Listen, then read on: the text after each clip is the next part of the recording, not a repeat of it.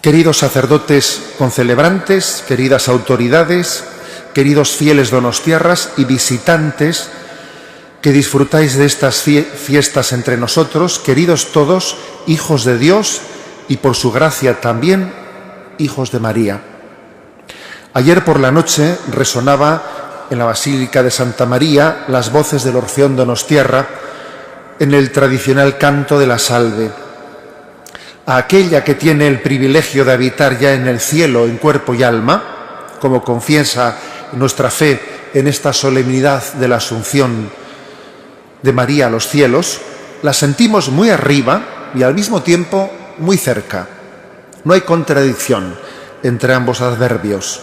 Cuanto más en el cielo, cuanto más cerca de Dios, más unida a los que imploramos la mirada de sus ojos misericordiosos en este valle de lágrimas. Precisamente porque ella está muy arriba, nos puede ayudar a ver la realidad desde la perspectiva divina y al mismo tiempo, gracias a que ella es tan atenta y cercana a nuestras necesidades, su mirada desde lo alto se convierte en una auténtica clave de sentido que nos ayuda a caminar en medio de tantas oscuridades. Hoy, con nuestra mirada puesta en María, nos preguntamos ¿cómo se ve la tierra desde el cielo? En la confianza de que ella nos ayudará a encontrar un poco de luz para iluminar la respuesta correcta.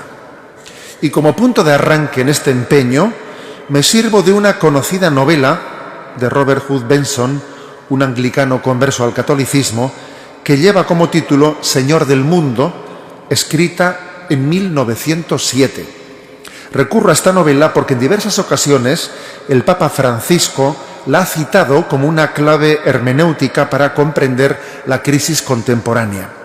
Concretamente, en la rueda de prensa que concedió en el viaje de retorno de Manila a Roma, a propósito de la colonización ideológica que desde la teoría de género se está imponiendo a todos los pueblos y culturas, el Papa comenta: les recomiendo que lean este libro y leyéndolo entenderán a qué me refiero con la expresión colonización ideológica. ¿Cuál es la tesis de la citada novela recomendada por el Papa y a la que me remito para inspirar el diagnóstico de nuestra crisis contemporánea? Se trata de una profecía de la llegada de un falso humanismo mundial, de apariencia pacífica y adornado de ciertos valores éticos, pero que en nombre de lo políticamente correcto propone imponer unos valores contrarios a la ley natural y a la ley divina, y para ello se empeña en reducir al cristianismo a su dimensión privada, expulsándolo de la vida pública. La novela no tiene desperdicio, hasta el punto de que uno tiene la sensación de estar contemplando en ella la radiografía de nuestros días. Por lo que a nuestra historia reciente se refiere, todos recordaremos cómo en el momento de la caída del muro de Berlín acuñamos ingenuamente el concepto de la caída de las ideologías. Llegamos a pensar que se había iniciado un nuevo orden mundial sin necesidad de ideologías políticas. Incluso algunos concluyeron que la economía era suficiente por sí sola para cimentar el orden social, sin necesidad de filosofías ni de teologías. El marxismo de la Europa del Este pasaba repentinamente a asumir las tesis de la economía de mercado, mientras que las democracias occidentales, de forma progresiva, renunciaban a su inspiración en el humanismo cristiano.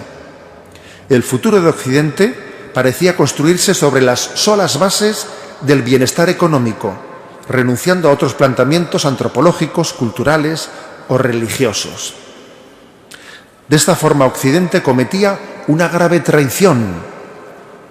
Optaba por el tener por encima del ser, por el materialismo y el hedonismo por encima de los valores que inspiraron su historia.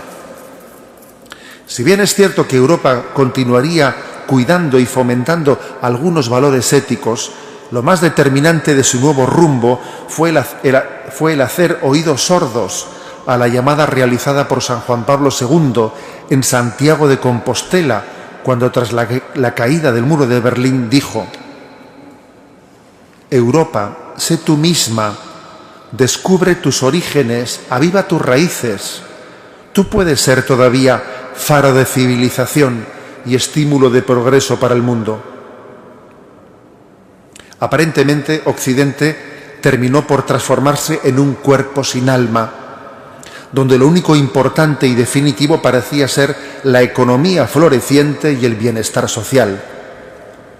¿Acaso se habría llegado a alcanzar una ética del progreso renunciando a toda ideología? En pocos años se demostraría lo contrario. De la misma forma que no existe un cuerpo vivo sin alma, tampoco puede haber una sociedad de consumo sin fundarse en una determinada concepción de la vida. Y así en pocos años la cultura fue asumiendo una nueva ideología. ¿A cuál me refiero?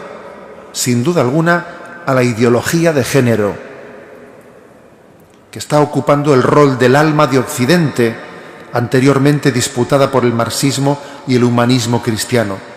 En realidad, todo apunta a que la ideología de género no es sino una metástasis del marxismo, asumida ahora por la cultura secularizada, mayoritaria en Occidente. A juicio de los más agudos analistas, el marxismo habría fracasado por haberse centrado en su teoría económica de la lucha de clases, pero sin atacar directamente a la familia, que es la que verdaderamente configura los valores de la persona.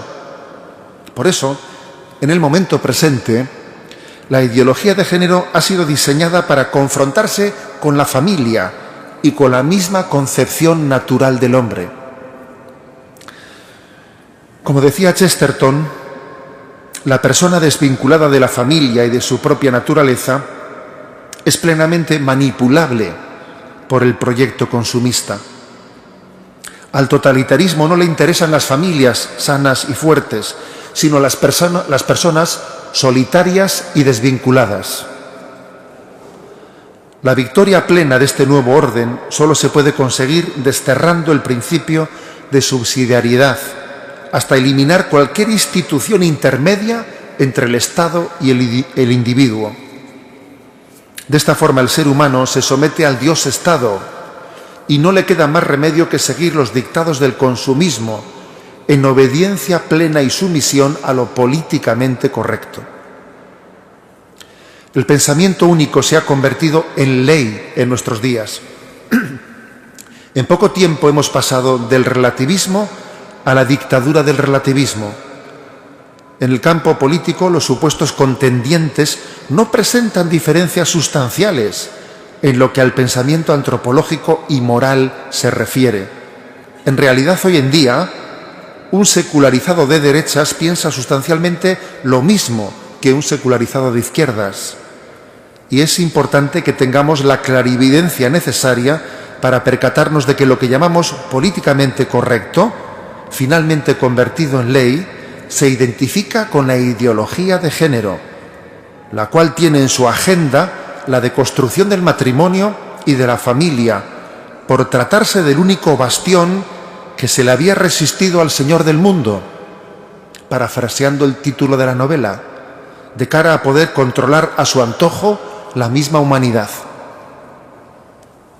Queridos hermanos, la Iglesia Católica y los cristianos ya hemos superado muchas dificultades en más de 20 siglos de historia.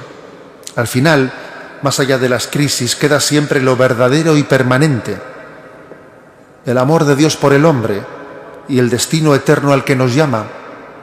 Tenemos plena confianza en que la providencia divina guía la historia por encima de nuestras contradicciones y pecados, pero precisamente por ello no somos ignorantes ni indiferentes ante los retos del presente. Es previsible que en el futuro hayamos de pagar un precio alto por mantener una conciencia crítica frente a este pensamiento único. Y no digamos nada por ejercer la denuncia profética frente al Señor del mundo. También los nuestros son tiempos recios, como decía Santa Teresa de Jesús, en los que hemos de estar atentos a la permanente tentación de mundanización contra la que con tanta frecuencia nos está previniendo el Papa Francisco. Precisamente, refiriéndose a esta novela citada, esta vez en el contexto de una homilía en su residencia de Santa Marta, decía el Papa Francisco: existe una insidia que recorre el mundo. Es la globalización de una uniformidad hegemónica, caracterizada por el pensamiento único, a través del cual, en nombre de un progresismo propio de adolescentes, no se duda en negar las propias tradiciones y la propia identidad. Cierro comillas a la cita del Papa.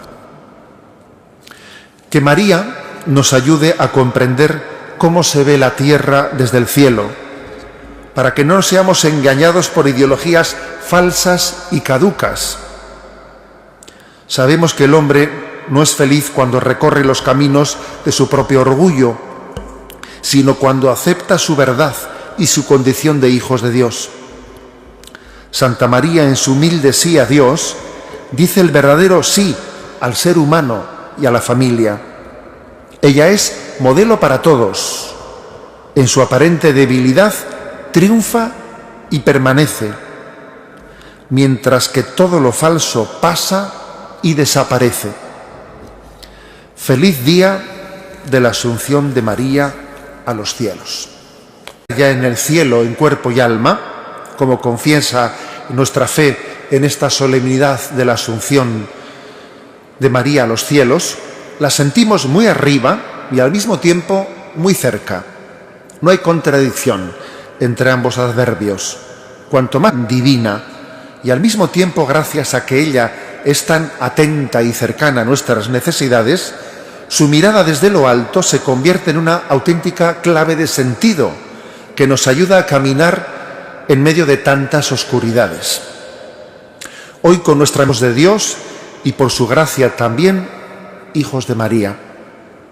Ayer por la noche resonaba en la Basílica de Santa María las voces del Orfeón Donostiarra en el tradicional canto de la Salve. A aquella que tiene el privilegio de habitar en el cielo, cuanto más cerca de Dios, más unida a los que imploramos la mirada de sus ojos misericordiosos en este valle de lágrimas. Precisamente porque ella está muy arriba, nos puede ayudar a ver la realidad desde la perspectiva.